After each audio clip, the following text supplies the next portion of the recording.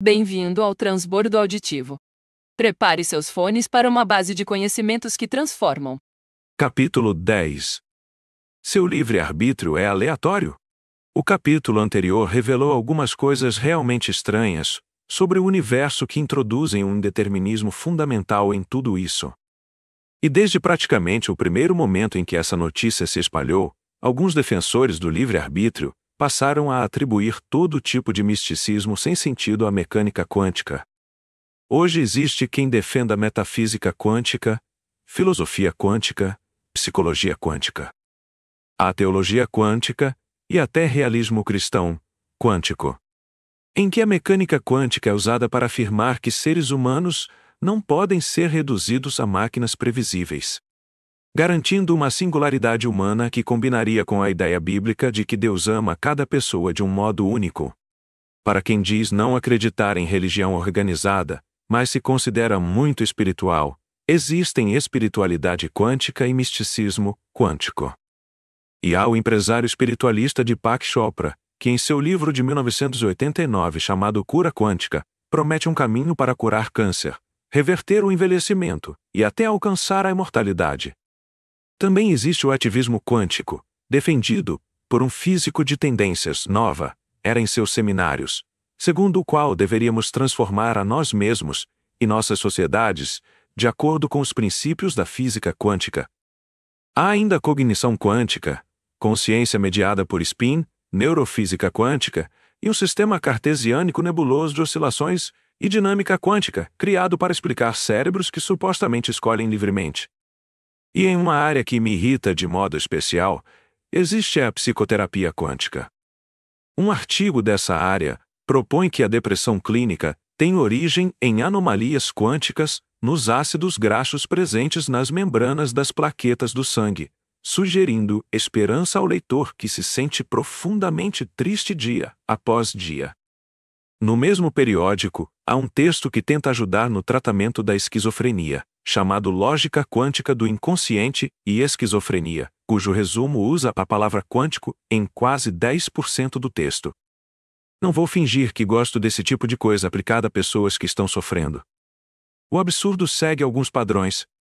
Há a ideia de que, se partículas podem ficar emaranhadas e se comunicar de forma instantânea, isso provaria uma unidade que conectaria todos os seres vivos entre si, incluindo todos os humanos, menos os que são cruéis com golfinhos ou elefantes. O aspecto de viagem no tempo presente no emaranhamento é apropriado para sustentar a noção de que nenhum evento ruim do seu passado estaria, em teoria, fora de alcance para ser revisado e corrigido. Existe também a ideia de que, se você pode supostamente colapsar uma onda quântica apenas olhando para ela, então é possível alcançar o nirvana ou entrar na sala do chefe e conseguir um aumento. Segundo o mesmo físico de tendências Nova Era, o mundo material ao nosso redor seria apenas movimentos possíveis da consciência, e cada pessoa estaria escolhendo, momento a momento, sua própria experiência. Surge ainda o clichê de que aquilo descoberto por físicos quânticos com seus aparelhos avançados nada mais faria do que confirmar o que já era conhecido pelos povos antigos, com direito a muitas posições de lótus. E, para completar, os materialistas ligados à física clássica aparecem como vilões que impedem vibrações elevadas, vistos como elitistas que ditam o significado das experiências alheias.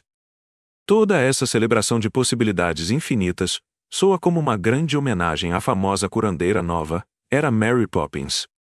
Alguns problemas aqui são evidentes.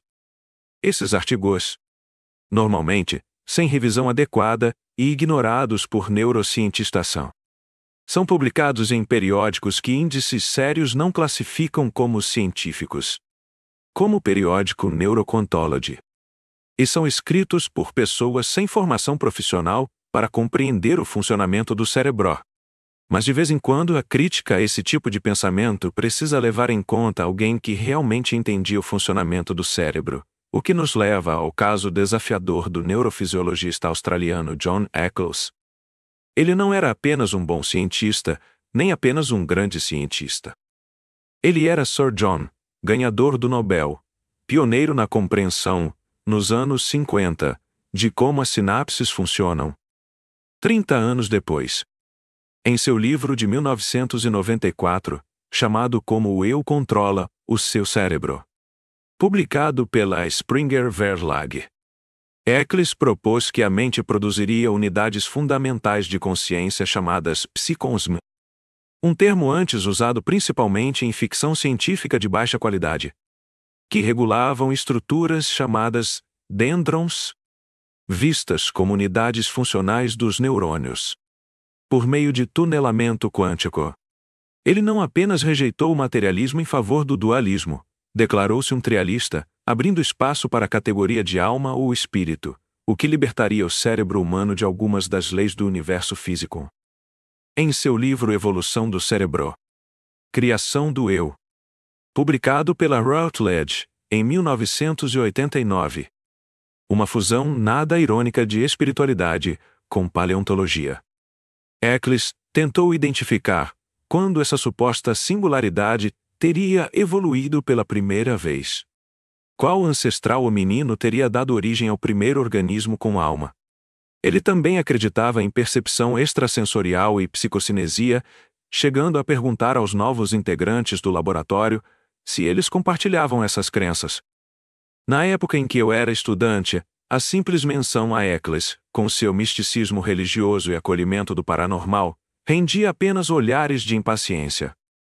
Uma crítica dura publicada no New York Times sobre o livro Evolução do Cérebro concluiu que a guinada espiritual de Eccles inspirava o lamento de Ofélia por Hamlet, anunciando que uma mente nobre havia sido derrubada. Obviamente não basta rejeitar a ideia de que o indeterminismo quântico abre espaço para o livre-arbítrio, apenas citando a escassez de neurocientistas que pensam assim, ou decretando a ruína intelectual de Eccles. É hora de analisar o que considero, em conjunto, 3 problemas fatais com essa proposta. Primeiro problema. A ascensão a partir da base e o ponto de partida é a ideia de que efeitos quânticos, lá embaixo no nível de elétrons, se emaranhando uns com os outros, possam afetar a biologia. Há um precedente disso na fotossíntese. Nesse processo, elétrons excitados pela luz são incrivelmente eficientes em encontrar o caminho mais rápido para se mover de uma parte da célula vegetal para a outra. Aparentemente porque cada elétron faz isso ficando em um estado de superposição quântica, avaliando todos os caminhos possíveis ao mesmo tempo. Isso vale para plantas. Tentar extrair livre-arbítrio de elétrons dentro do cérebro é o desafio imediato. A questão é se efeitos quânticos conseguem ascender e se amplificar a ponto de influenciar coisas enormes, como uma única molécula, um único neurônio, ou até os julgamentos morais de uma pessoa. Quase todo mundo que estuda o assunto conclui que isso não pode acontecer, porque, como veremos em breve, os efeitos quânticos se dissipam e se anulam no meio do ruído. As ondas de superposição perdem a coerência. Esse ponto foi resumido no título do livro do físico David Lindley, Onde Vai a Estranheza, que explica por que a mecânica quântica é estranha, mas não tão estranha quanto imaginamos. Ainda assim, quem tenta ligar indeterminismo quântico e livre-arbítrio argumenta o contrário. O desafio é mostrar como algum componente básico da função neuronal poderia estar sujeito a efeitos quânticos. Uma possibilidade foi explorada por Peter Tse, que analisa o neurotransmissor glutamato, cujo funcionamento em um de seus receptores depende de expulsar um único átomo de magnésio de um canal iônico que ele bloqueia. Para Tse, a posição desse átomo de magnésio pode mudar sem causas antecedentes, devido ao caráter indeterminado da aleatoriedade quântica. E esses efeitos subiriam em cadeia. Em suas palavras, o cérebro teria evoluído para amplificar a aleatoriedade vinda do domínio quântico, até chegar ao nível da variação aleatória, no momento em que um neurônio dispara. As consequências, então, se propagariam para circuitos inteiros e além deles. Outros defensores dessa visão também focam em efeitos quânticos ocorrendo nesse mesmo nível, como indica o título de um livro chamado O Acaso, na Neurobiologia, dos canais iônicos à questão do livre-arbítrio. O psiquiatra Jeffrey Schwartz, da Universidade da Califórnia em Los Angeles, considera canais iônicos individuais e íons como elementos totalmente compatíveis com influências quânticas, afirmando que a extrema pequenez da abertura nos canais de cálcio teria implicações profundas de mecânica quântica. O biofísico Alipasha Vaziri, da Universidade Rockefeller, estuda o papel de uma física não clássica para determinar qual tipo de íon atravessa determinado canal. Nas visões do anestesiologista Stuart Hameroff e do físico Roger Penrose, a consciência e o livre-arbítrio surgiriam de outra parte dos neurônios, os microtúbulos. Para relembrar, neurônios enviam projeções axonais e dendríticas por todo o cérebro. Isso exige um sistema de transporte dentro dessas projeções para, por exemplo, entregar os componentes necessários para produzir novas moléculas de neurotransmissores ou novos receptores.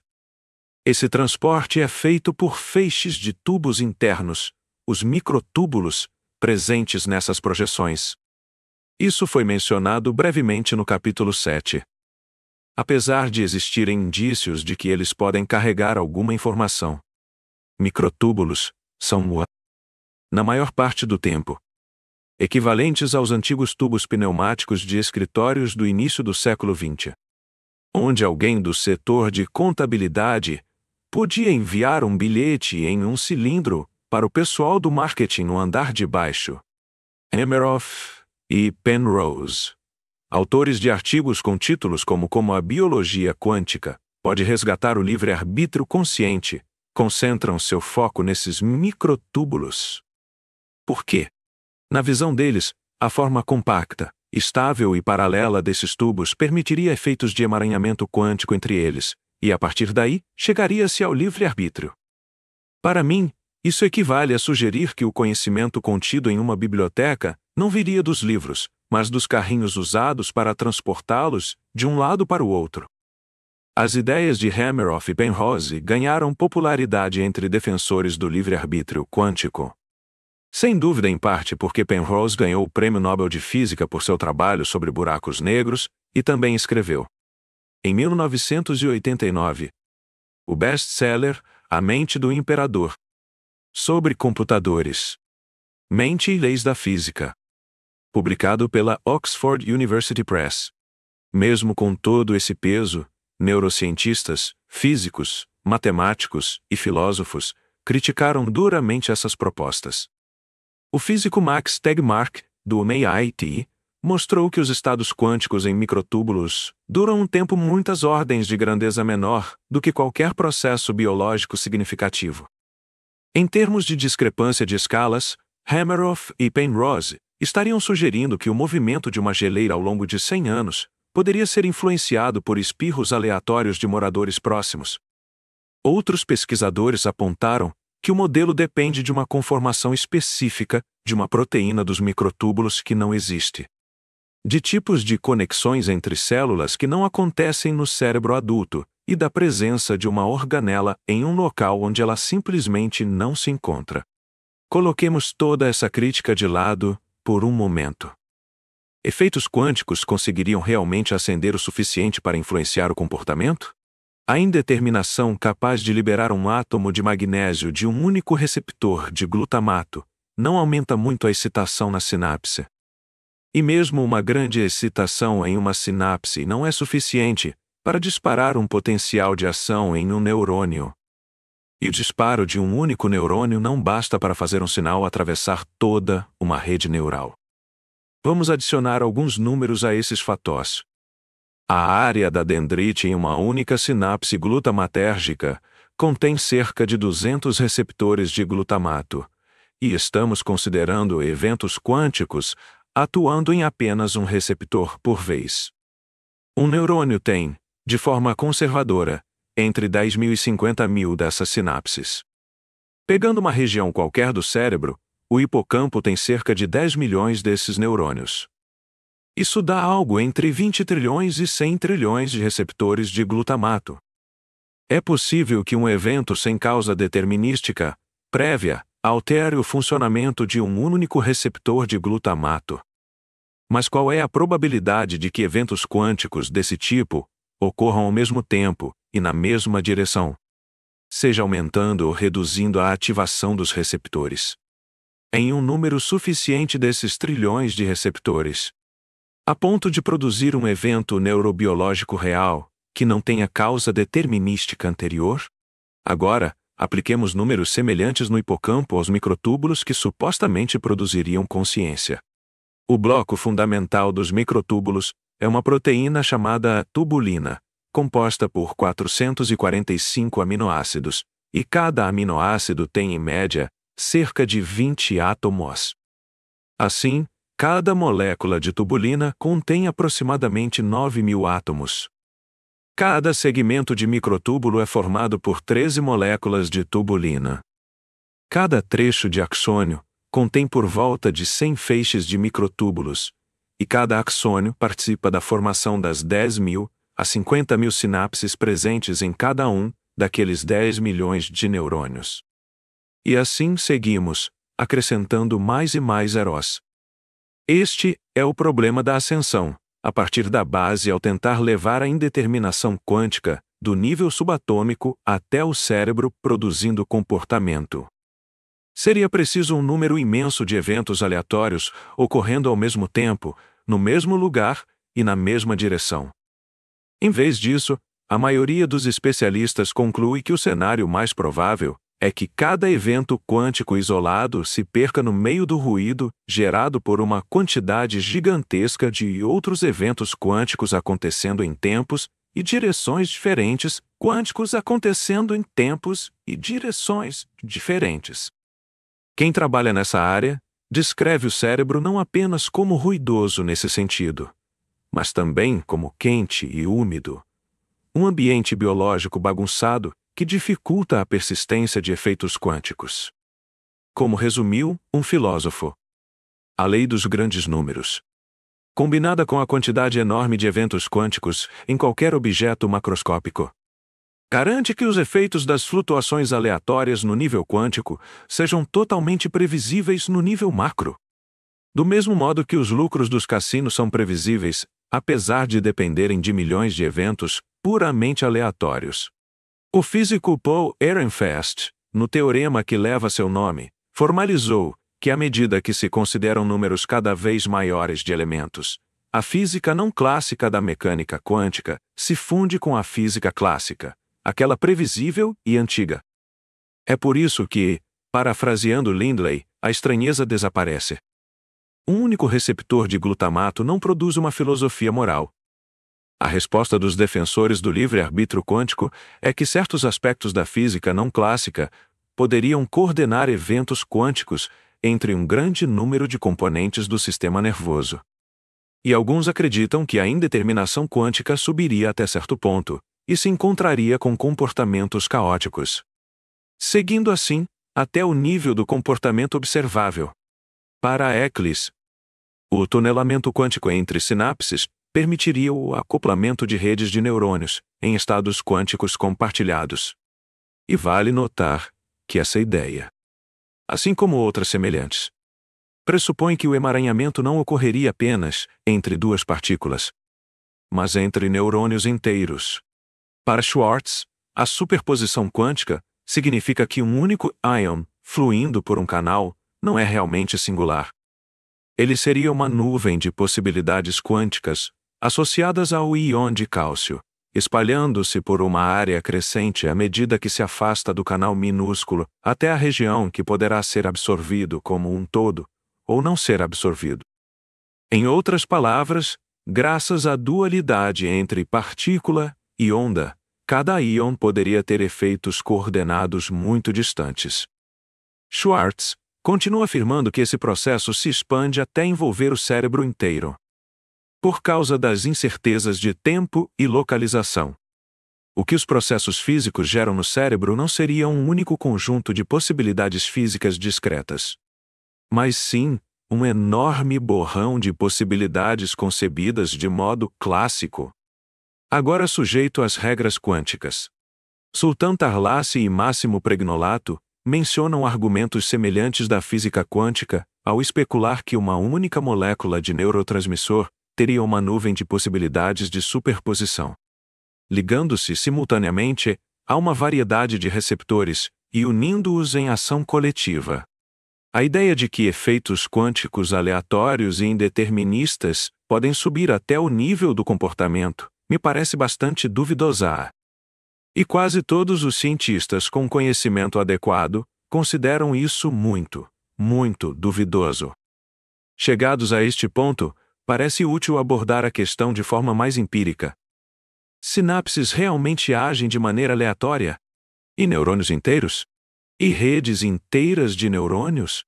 Espontaneidade neuronal, como um lembrete rápido. Quando ocorre um potencial de ação em um neurônio, ele percorre o axônio inteiro e alcança milhares de terminais axonais.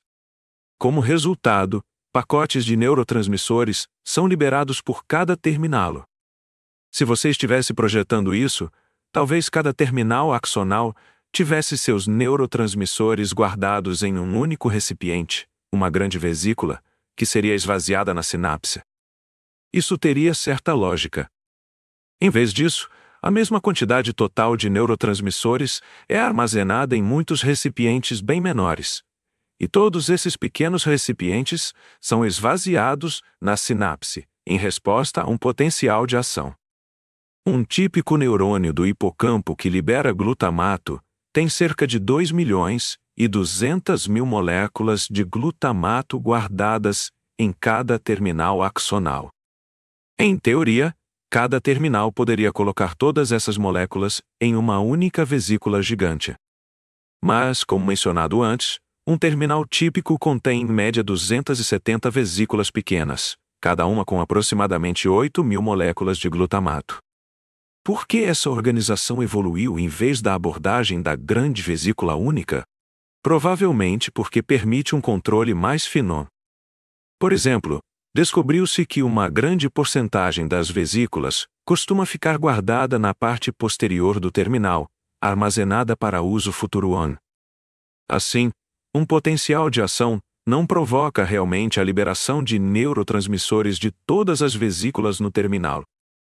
De forma mais precisa, ele provoca a liberação apenas das vesículas do grupo denominado prontamente liberável. E os neurônios podem regular qual porcentagem de suas vesículas está nesse grupo em vez de armazenada, o que lhes permite alterar a força da transmissão na sinapse. Esse foi o trabalho de Bernard Katz, que treinou com Eccles, e mais tarde também recebeu o título de cavaleiro e o prêmio Nobel. Katz isolava um único neurônio e, usando um determinado medicamento, tornava impossível que ele produzisse um potencial de ação. Depois, observava o que acontecia em um terminal axonal. O que ele via era que, mesmo com os potenciais de ação bloqueados, ocasionalmente, talvez uma vez por minuto, o terminal liberava um pequeno soluço de excitação, algo que mais tarde recebeu o nome de potencial de placa terminal em miniatura. Isso mostrava que pequenas quantidades de neurotransmissores eram liberadas de forma espontânea e aleatória. Katz notou algo interessante. Esses soluços tinham sempre aproximadamente o mesmo tamanho, cerca de 1,3 unidades mínimas de excitação. Nunca 1,2 ou 1,4. Dentro do limite das medições, sempre 1,3. Depois de observar esse padrão, Katz notou que, muito mais raramente, aparecia um soluço de 2,6 unidades. E, ainda mais raro, um de 3,9. O que ele estava vendo? 1,3 era a quantidade de excitação produzida pela liberação espontânea de uma única vesícula. 2,6 representavam a liberação simultânea e incomum de duas vesículas. 3,9 de 3 vesículas, e assim por diante. A partir disso, surgiu o entendimento de que neurotransmissores eram armazenados em pacotes individuais e que de tempos em tempos, de maneira puramente probabilística, uma vesícula descarregava seu conteúdo sem nenhuma causa antecedente. Embora a área muitas vezes tenha visto esse fenômeno como pouco interessante, chamando-o sem muita seriedade de sinapses vazando, A ideia de liberação espontânea sem causa antecedente virou um parque de diversões para neuroquantologistas. Eis, para eles, a base para imaginar o cérebro como uma nuvem de potenciais e para se considerar capitão do próprio destino.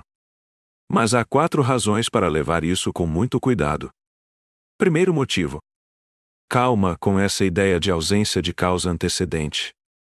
Existe uma cascata inteira de moléculas envolvidas no processo pelo qual um potencial de ação faz uma vesícula liberar neurotransmissores na sinapse.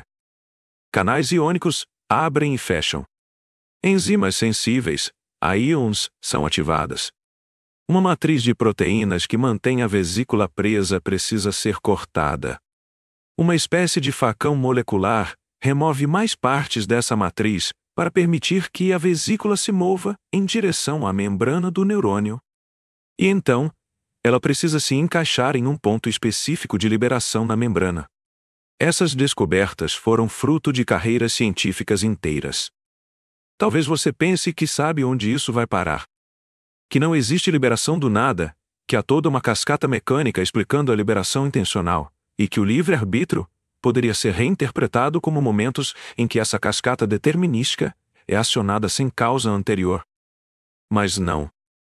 Não se trata apenas de o processo usual ser ativado aleatoriamente, porque a cascata mecânica responsável pela liberação espontânea é diferente daquela ativada por um potencial de ação.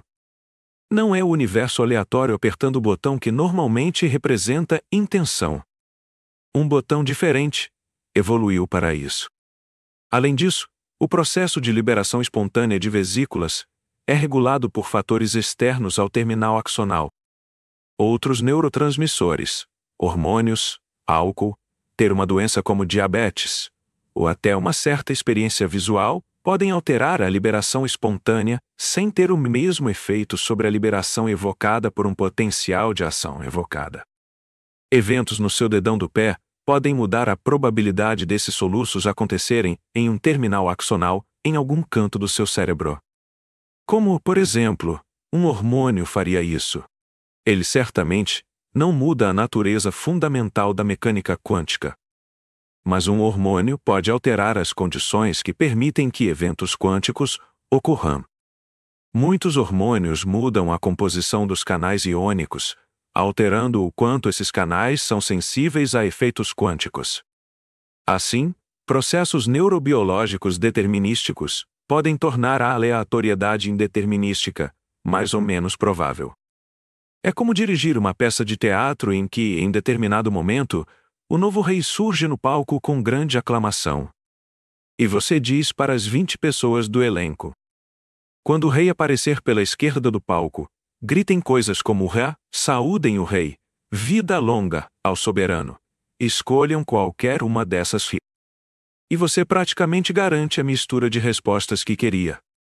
Indeterminação, determinada. Isso certamente não conta como aleatoriedade sendo uma causa sem causa. A liberação espontânea de vesículas também tem uma função útil. Se uma sinapse ficou silenciosa por um tempo, a probabilidade de liberação espontânea aumenta. A sinapse se alonga um pouco, como ligar o carro de vez em quando para a bateria não morrer durante um longo período parado em casa. Além disso, essa liberação espontânea tem papel importante no cérebro em desenvolvimento. É uma boa ideia animar um pouco uma sinapse recém-formada, verificar se tudo está funcionando, antes de colocá-la no comando de uma função importante como a respiração. Por fim, permanece o problema da ascensão a partir da base.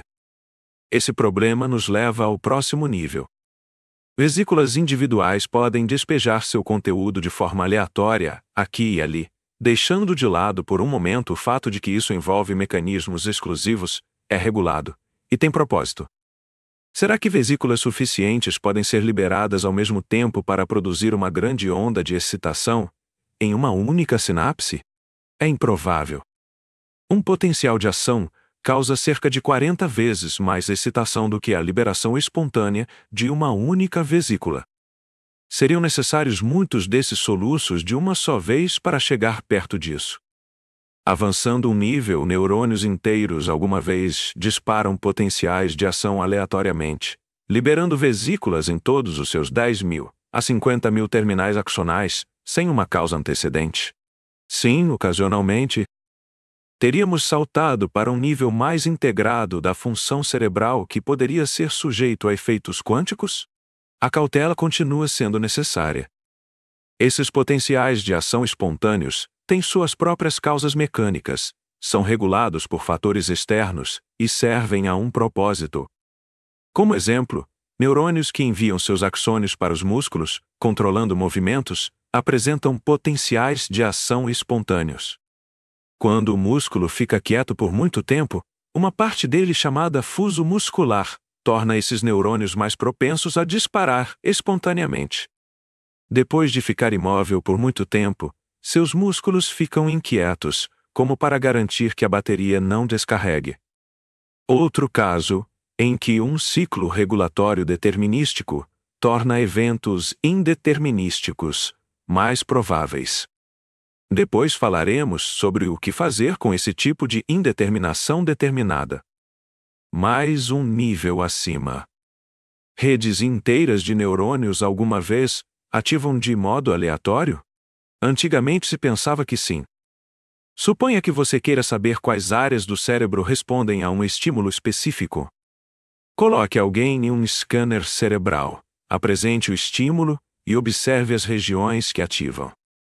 Ao analisar os dados, é sempre preciso subtrair o nível de atividade de fundo em cada região para identificar o que foi ativado pelo estímulo. Ruído de fundo. Um termo interessante. Quando você está apenas deitado, sem fazer nada, parece haver um burburinho aleatório acontecendo por todo o cérebro. Mais uma vez, convidando alguém a interpretar isso como indeterminação. Até que alguns pesquisadores independentes, principalmente Marcus Reichel, da Escola de Medicina da Universidade de Washington, decidiram estudar esse ruído de fundo entediante. Que, claro, não é nada entediante. Não existe cérebro fazendo nada. O que hoje chamamos de rede do modo padrão. E como não surpreende mais, essa rede tem mecanismos próprios, é regulada de diversas maneiras e serve a propósitos definidos. Um desses propósitos é especialmente interessante por sua conclusão contraintuitiva. Pergunte a voluntários em um scanner o que estavam pensando naquele momento.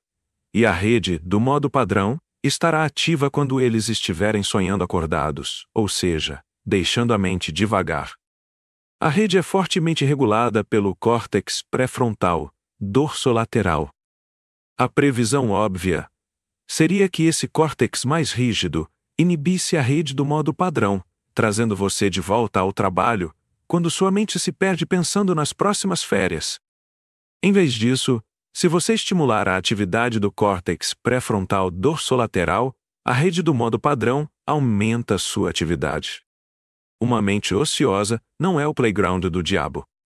É um estado que a parte mais controladora do cérebro solicita de vez em quando. Por quê? Uma hipótese é que isso permite aproveitar a capacidade de resolver problemas de forma criativa, enquanto a mente divaga. O que nos leva ao segundo grande problema da ideia de que a mecânica quântica significa que nosso mundo macroscópico não pode realmente ser determinístico e que o livre-arbítrio está intacto. Além das questões técnicas de sinapses falhas, fusos musculares e vesículas entrelaçadas quanticamente, esse problema é simples. E, na minha opinião, devastador. Suponha que não houvesse problemas com essa indeterminação, que o acaso no nível quântico não fosse cancelado pelo ruído, mas moldasse eventos macroscópicos dezenas de ordens de magnitude maiores.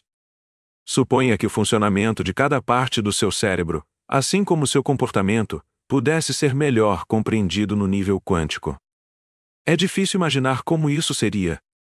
Seríamos uma nuvem de sobreposição. Acreditando simultaneamente em 50 sistemas morais mutuamente contraditórios?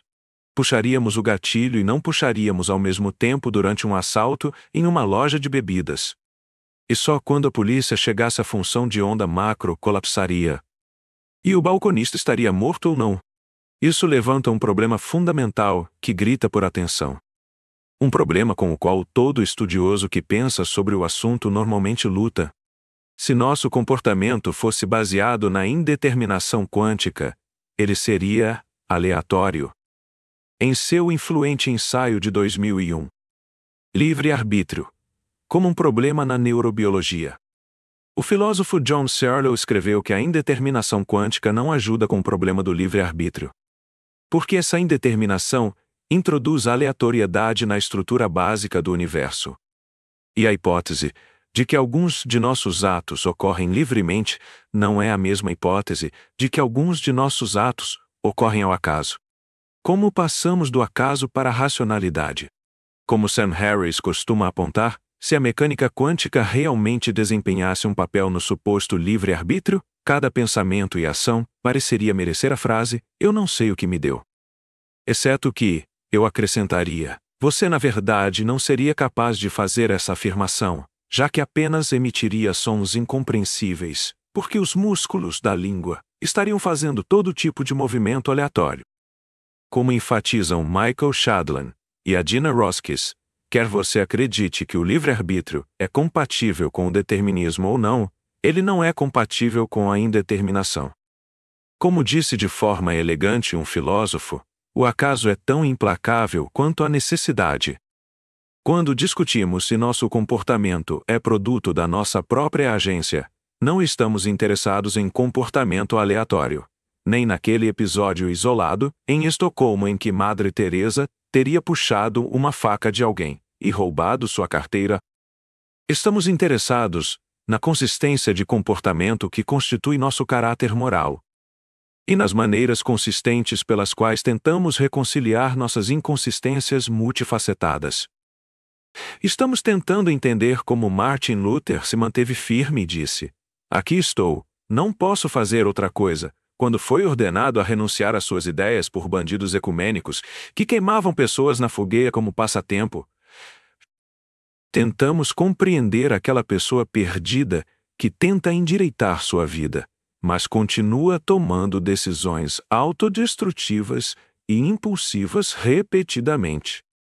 Por isso, funerais frequentemente incluem um elogio do amigo mais antigo, uma testemunha histórica da consistência. Mesmo quando estávamos na escola, ela já era o tipo de pessoa que, mesmo se os efeitos quânticos subissem o suficiente para tornar nosso mundo macro tão indeterminístico quanto o micro, isso não seria um mecanismo de livre-arbítrio desejável. A menos que se descubra uma maneira de aproveitar o acaso da indeterminação quântica para direcionar as consistências de quem somos. Problema 3. Aproveitar o acaso da indeterminação quântica para orientar as consistências de quem somos. É exatamente isso que alguns defensores do livre-arbítrio que se apoiam na indeterminação quântica defendem. Nas palavras de Daniel Dennett, ao descrever essa visão: seja o que você for, você não pode influenciar o evento indeterminado.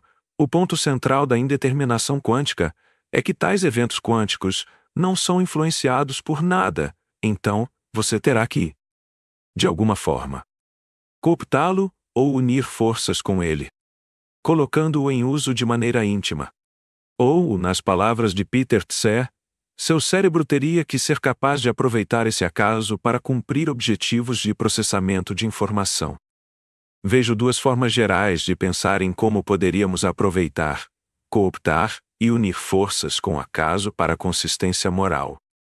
No modelo de filtragem, o acaso é gerado de forma indeterminística, o usual, mas o você agente instala um filtro no topo, que permite apenas que parte do acaso que surgiu passe, e guie o comportamento. Em contraste, no modelo de interferência, seu eu agente intervém diretamente na indeterminação quântica, de forma a produzir o comportamento supostamente escolhido. Filtragem. A biologia fornece pelo menos 2 exemplos fantásticos desse tipo de filtragem.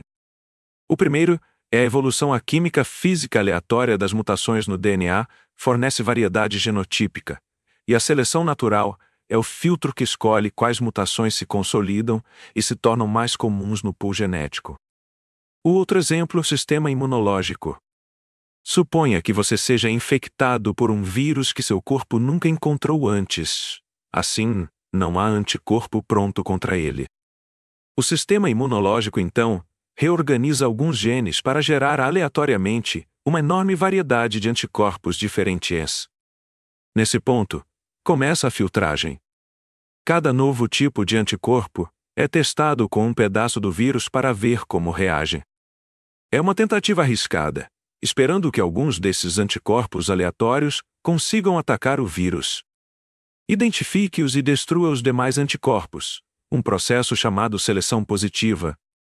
Em seguida, confira cada anticorpo restante para garantir que não ataque algo do próprio corpo que seja semelhante ao fragmento viral apresentado. Qualquer anticorpo que faça isso é eliminado junto com as células que produziram seleção negativa. Assim, restam apenas alguns anticorpos que atacam o vírus sem prejudicar o organismo. Trata-se de um processo em 3 etapas. Primeiro, o sistema imunológico determina que é hora de induzir um pouco de aleatoriedade indeterminística. Segundo, ocorre a reorganização aleatória dos genes. Terceiro, o sistema imunológico seleciona quais resultados aleatórios servem, filtrando os demais. Induzir deterministicamente um processo de randomização, ser aleatório e usar critérios predeterminados para filtrar o que é inútil. No jargão da área, isso é aproveitar a aleatoriedade da hipermutação. É exatamente isso que supostamente ocorre na versão de filtragem dos efeitos quânticos, gerando o livre-arbítrio. Nas palavras de Dennett, o modelo de tomada de decisão que proponho possui a seguinte característica. Quando enfrentamos uma decisão importante, um gerador de considerações, cujo resultado é em certa medida indeterminado, produz uma série de considerações, algumas das quais podem ser imediatamente rejeitadas pelo agente como irrelevantes, consciente ou inconscientemente. As considerações selecionadas pelo agente como tendo relevância significativa para a decisão entram em um processo de raciocínio e, se o agente for, em geral, razoável, essas considerações acabam servindo como preditores e explicadoras da decisão final do agente.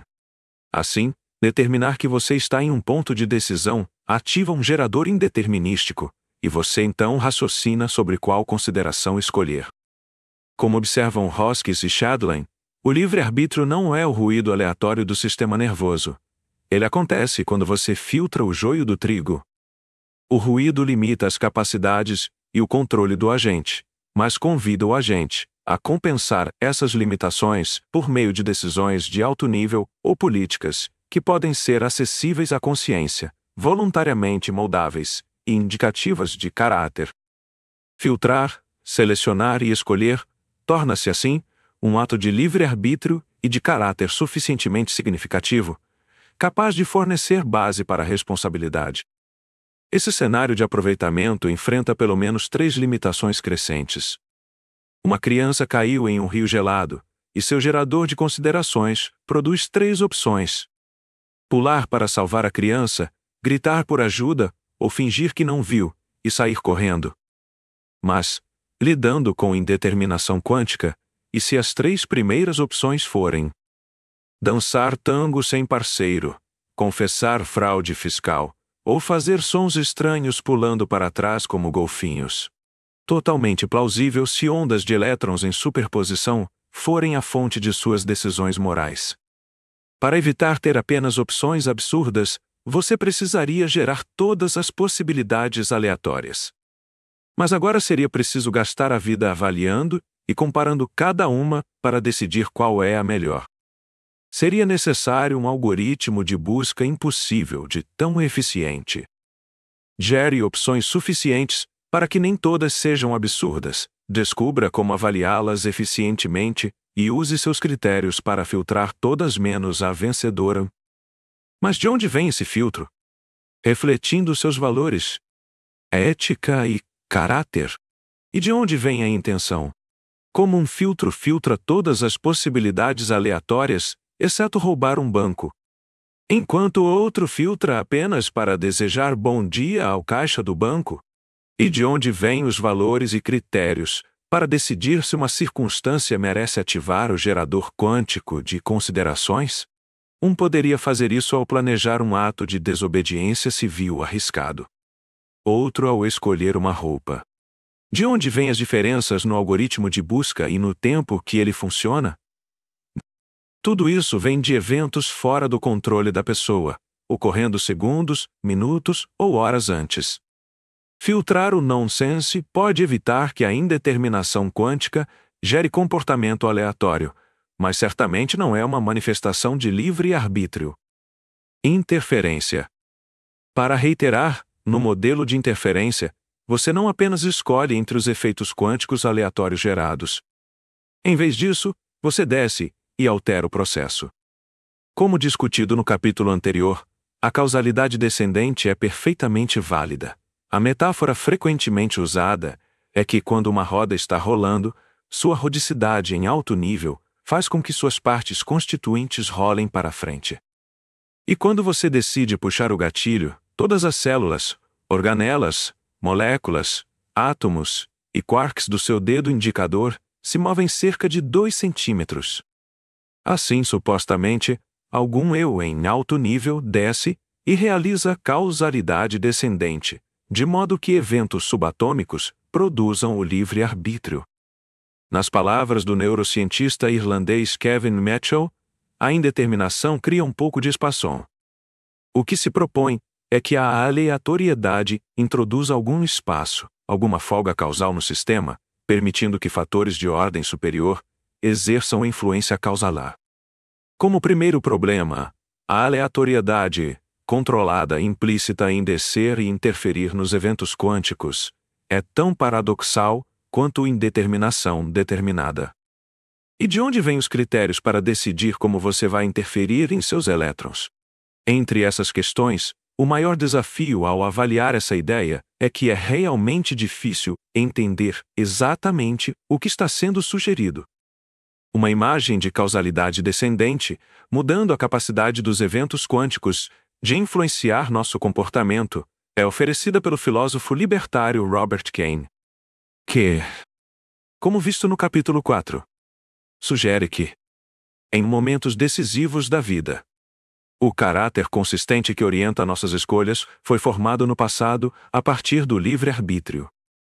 As chamadas ações formadoras do eu. Mas como esse eu formado traz a decisão à realidade? Em tais momentos cruciais, a tensão e incerteza em nossas mentes sobre o que fazer. Refletida em regiões apropriadas do cérebro por movimentos, afastando-se do equilíbrio termodinâmico, uma espécie de agitação do caos cerebral que torna o cérebro sensível a microindeterminações no nível neuronal. Nessa visão, seu eu consciente usa a causalidade descendente para induzir caos neuronal, de modo que a indeterminação quântica suba exatamente na forma que você escolheu.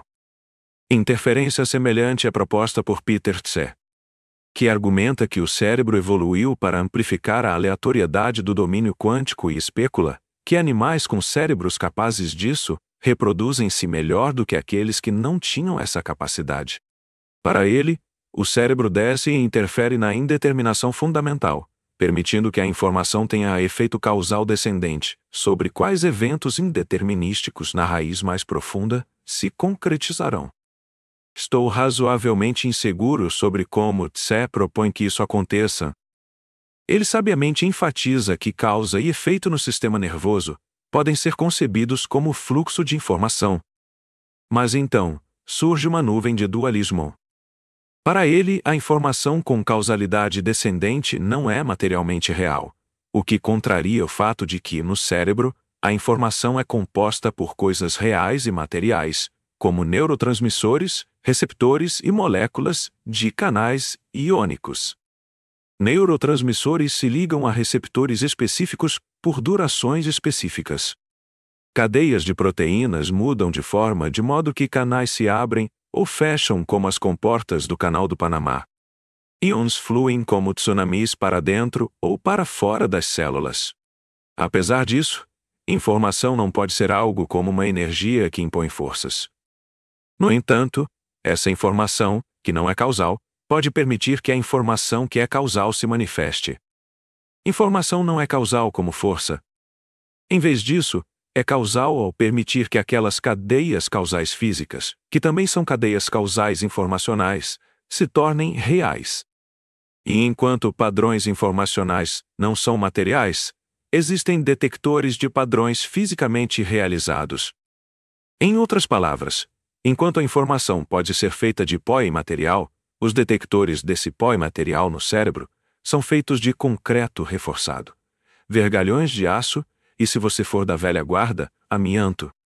Meu problema com as visões de Keynes e Tse, e com ideias similares de outros filósofos, é que, para mim, não consigo entender como esse alcance descendente que interfere na indeterminação microscópica do cérebro supostamente funcionaria.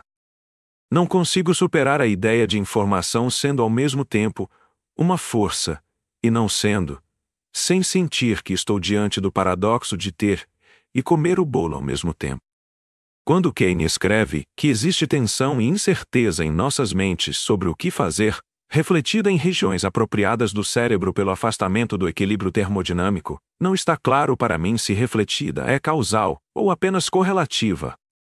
Além disso, não conheço nenhuma biologia que explique como ter que tomar uma decisão difícil causa desequilíbrio termodinâmico no cérebro. Como o caos pode ser agitado nas sinapses. Como determinismo caótico e não caótico diferem em sensibilidade à indeterminação quântica em escalas muito menores. Se a causalidade descendente que causa aleatoriedade quântica, para sustentar a consistência das escolhas na vida funciona mudando quais elétrons se entrelaçam. Quanto de não localidade temporal ou viagem no tempo está ocorrendo.